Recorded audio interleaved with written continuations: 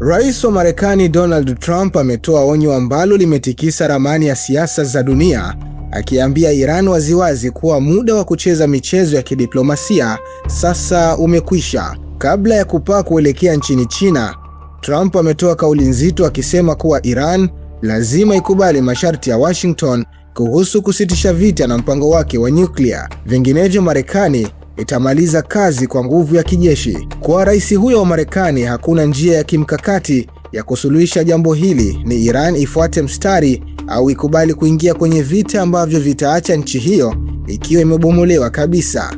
Katika kile kinachoonekana kama msimamo wa Marekani, Trump amepuuzilia mbali hofu ya kiuchumi na ya wakabili wa Marekani, wakati wengine wakidhani kupanda kwa gharama za maisha kumemfanya Trump kulegeza kamba. Trump amesisitiza kuwa usalama wa dunia dhidi ya silaha za nyuklia ni muhimu kuliko kitu kingine chochote.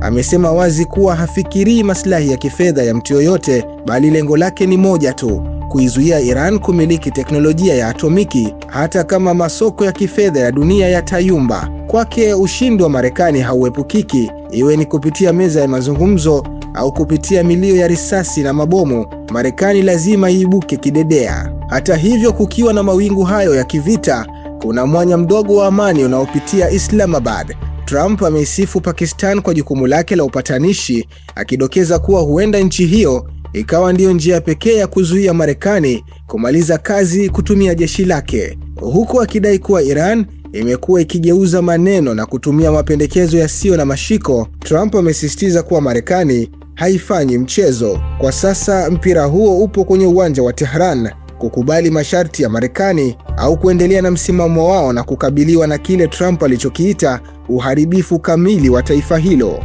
Al Bashir TV, dunia na Afrika kwa lugha yetu.